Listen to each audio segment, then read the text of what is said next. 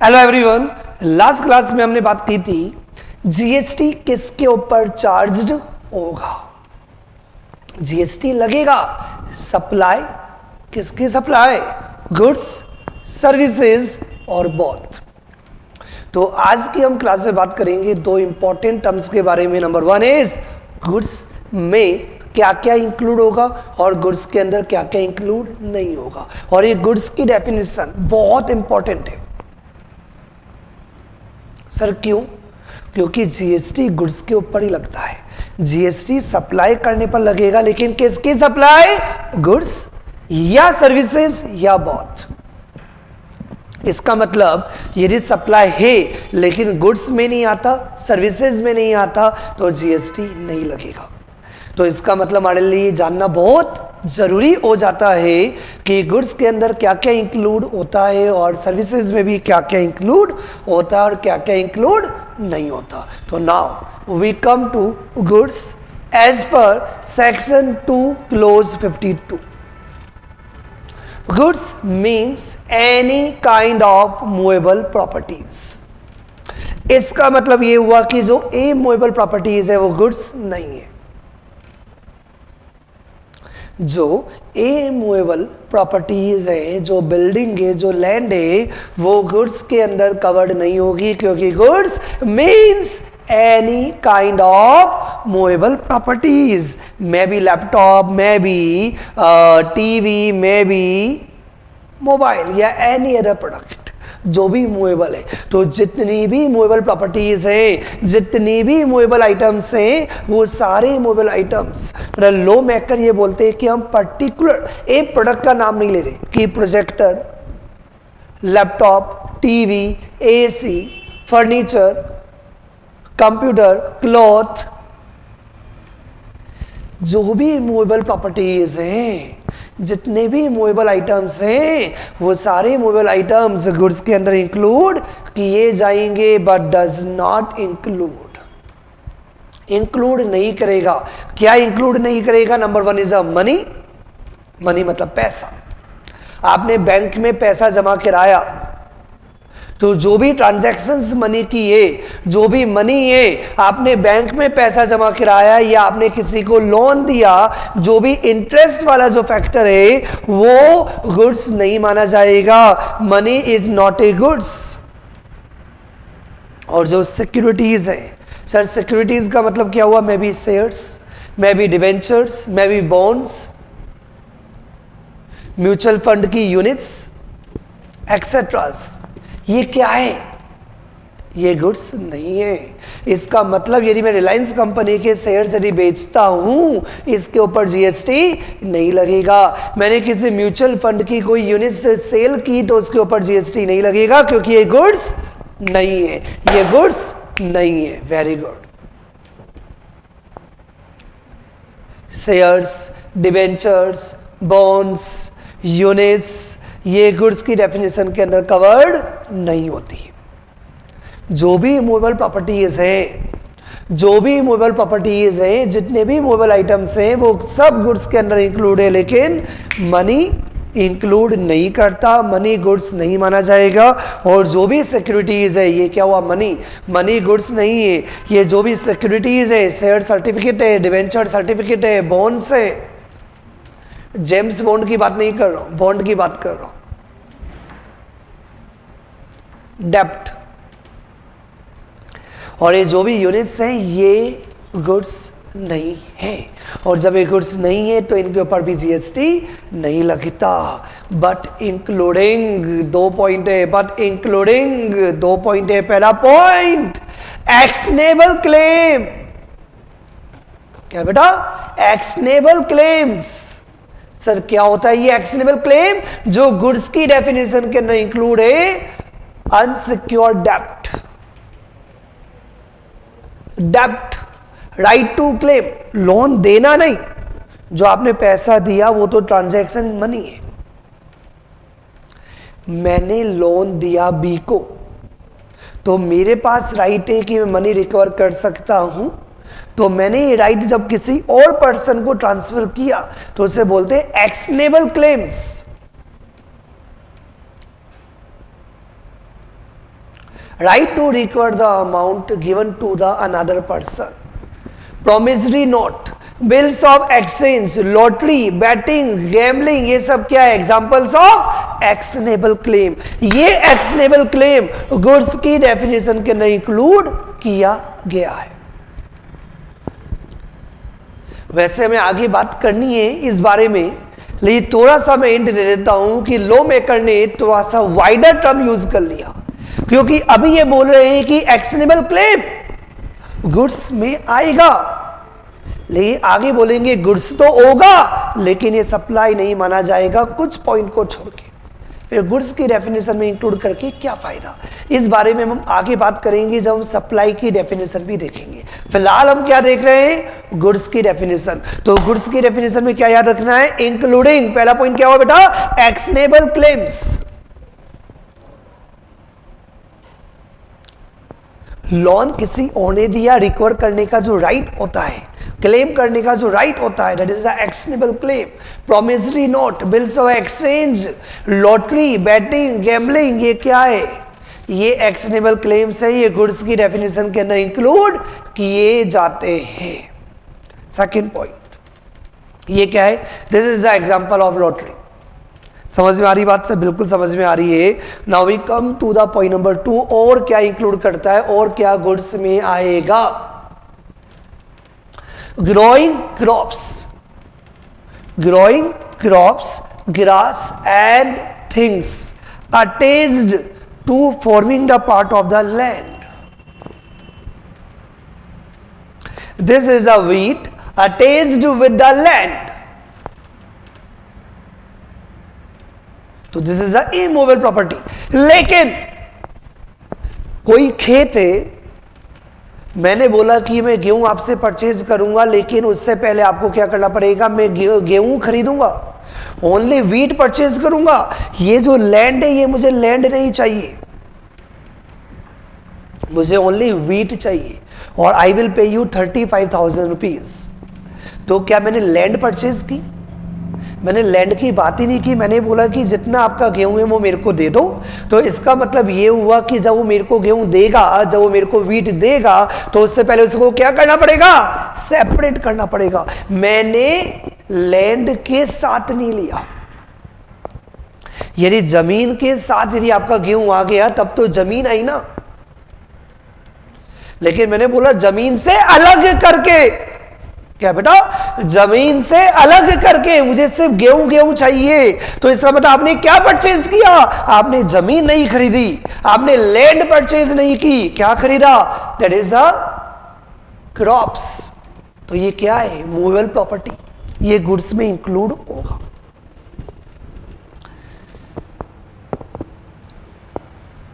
बात समझ में आ रही बेटा?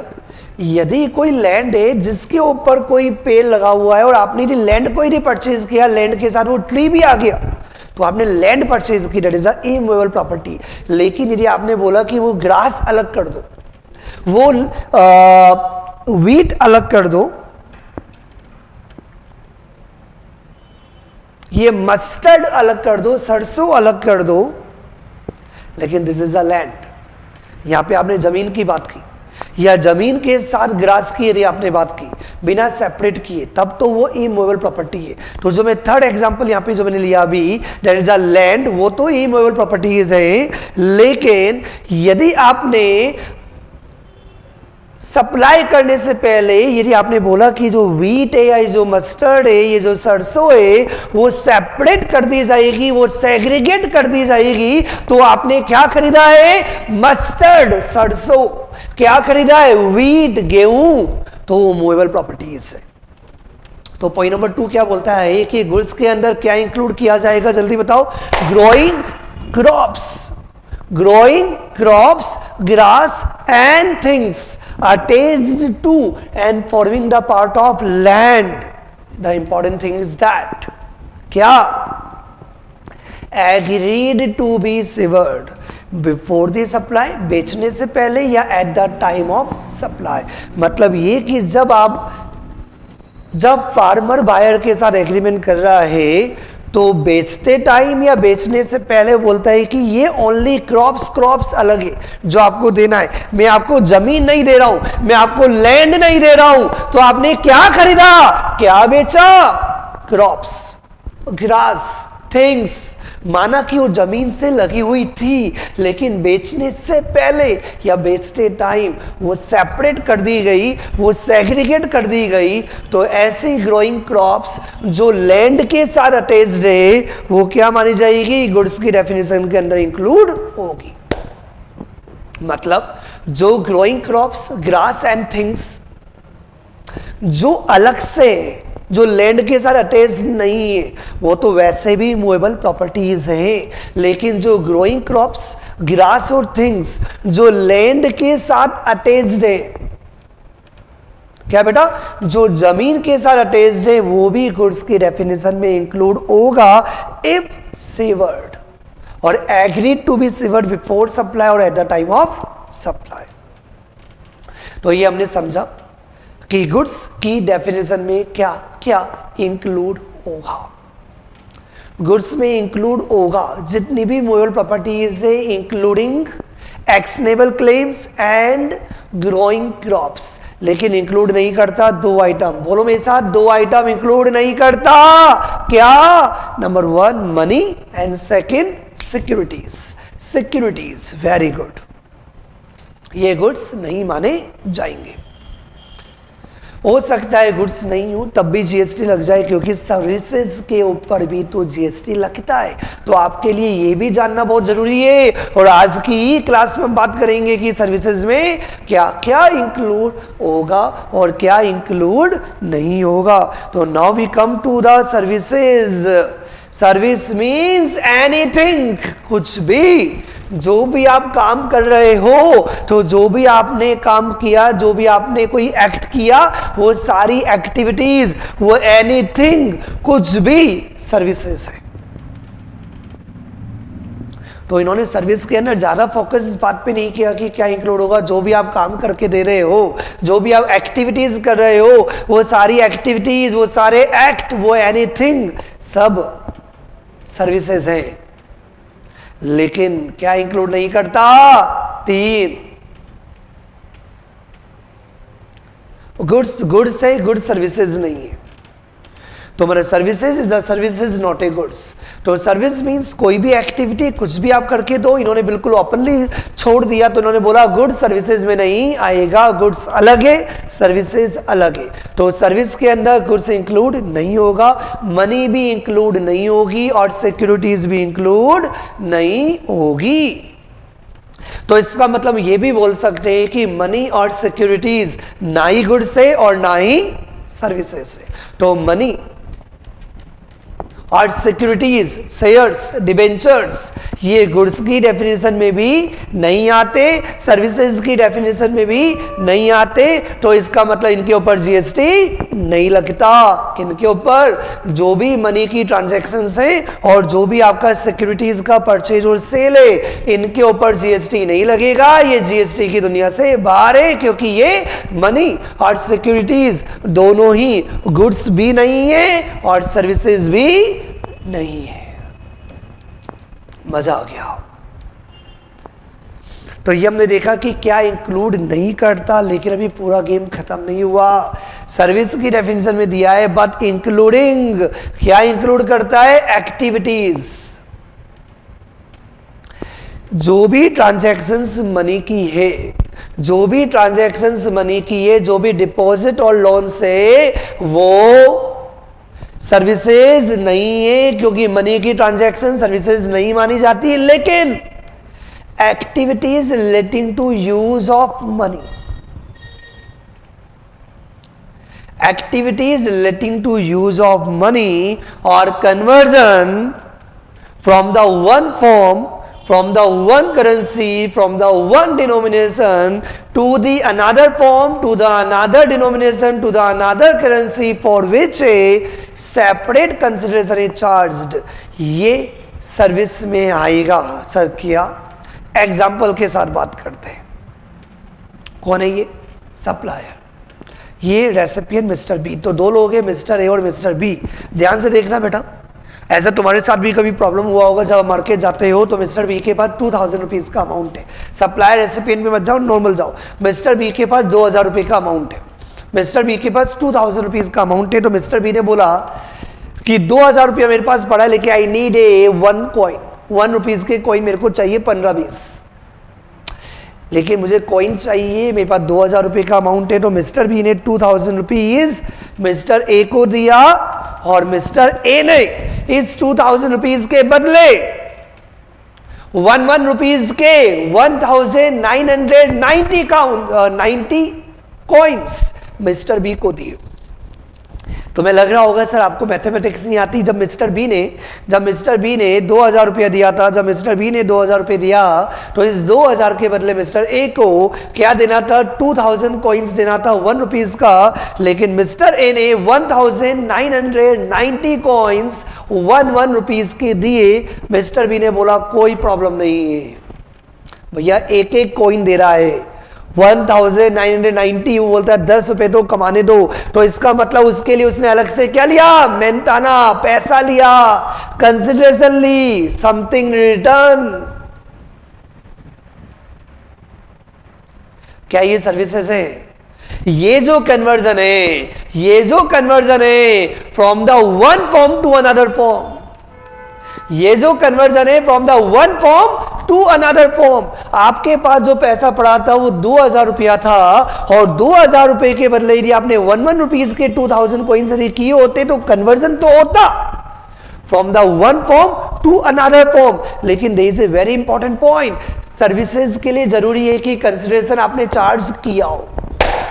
यदि 2000 रुपए के बदले सामने वाला यदि आपको 2000 कॉइन्स नहीं देता है तो कन्वर्जन तो है मनी का, लेकिन कंसिडरेशन आपने अलग से चार्ज नहीं किया तो सर्विसेज नहीं माना जाएगा। लेकिन ये जो हमारा एग्जांपल है यहाँ पे, जो मिस्टर ए और मिस्टर बी की बात कर रहे हैं, यहाँ पे मिस्टर बी ने 2000 रुपीज दिया, लेकिन उसके बदले ओनली 1990 कॉइन्स मिले 1 रुपीज के, तो 10 कॉइन्स कम मिले। तो इसका मतलब मिस्टर ए ने उसके बदले 10 रुपीज का कमीशन मार्जिन चार्ज किया।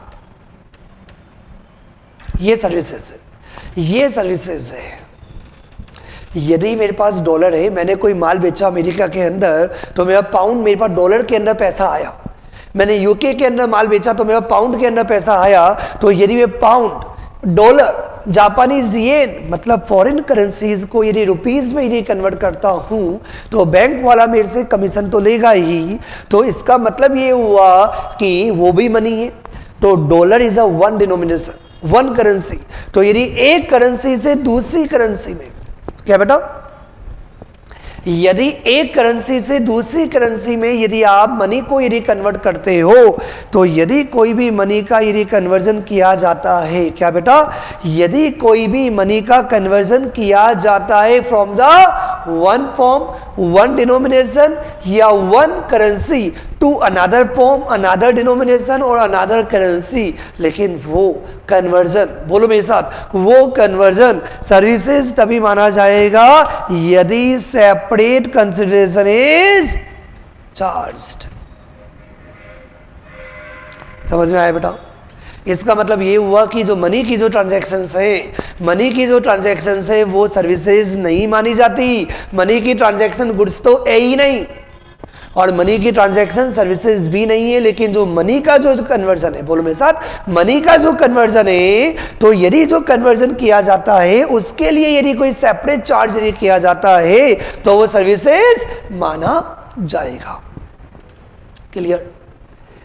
सिक्योरिटीज का जो परचेज और सेल है, रिलायंस कंपनी के शेयर यदि आप परचेज और सेल करते हो, पीएनबी के यदि आप शेयर यदि परचेज और सेल करते हो, तो सिक्योरिटीज का जो भी परचेज और सेल है वो भी सर्विसेज नहीं है, क्योंकि सिक्योरिटीज भी सर्विस नहीं है। और इसके लिए आपको एक एक्सप्लेनेशन दिया हुआ है, सर्विसेज इंक्लूड फैसिलिटेटिंग और arranging the transaction in securities.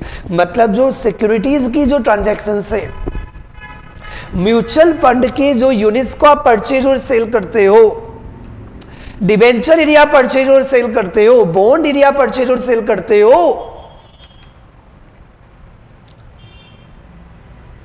Reliance का शेयर एरिया परचेज और सेल करते हो तो जो ट्रांजैक्शन इनसिक्योरिटी है, ट्रांजैक्शन इनसिक्योरिटी है, वो सर्विस नहीं है, वो गुड्स भी नहीं है, लेकिन सर्विस में इंक्लूड करेगा कि मुझे यदि रिलायंस कंपनी का यदि शेयर परचेज करना है तो मैंने स्टॉक एक्सचेंज या किसी ब्रोकर के थ्रू यदि शेयर्स परचेज किया, तो जो भी स्टॉक एक्सचेंज है, जो भी ब्रोकर है, जो ये सिक्योरिटी की ट्रांजैक्शंस को अरेंज करते हैं, क्या बेटा, सिक्योरिटीज की जो ट्रांजैक्शंस है, बोलो मेरे साथ, सिक्योरिटीज की जो ट्रांजैक्शंस है, जो परचेज और सेल है, रिलायंस कंपनी का शेयर खरीदना बेचना, ये सर्विस नहीं है, लेकिन जो खरीदने में जो आपकी हेल्प करते हैं, जो ब्रोकर्स हैं, जो सब ब्रोकर्स हैं, जो इन ट्रांजैक्शंस को अरेंज करवाते हैं, जो स्टॉक एक्सचेंज है, उनके पॉइंट से ये क्या होगा, सर्विसेज माना जाएगा। चलो, बहुत डिटेल में हमने समझा और मुझे पूरी उम्मीद है कि आपको गुड्स और सर्विसेज का डेफिनेशन बहुत अच्छी तरह समझ में आ गया होगा।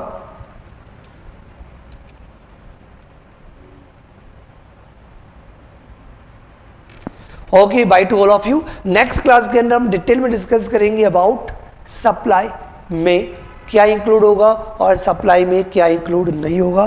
तब तक के लिए अलविदा दोस्तों।